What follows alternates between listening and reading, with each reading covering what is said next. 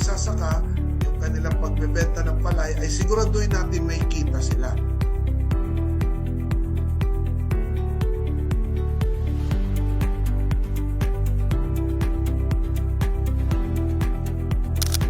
Kailangan natin dito yung mga magsasaka, pag nagbenta sila ng palay, ay meron silang kita.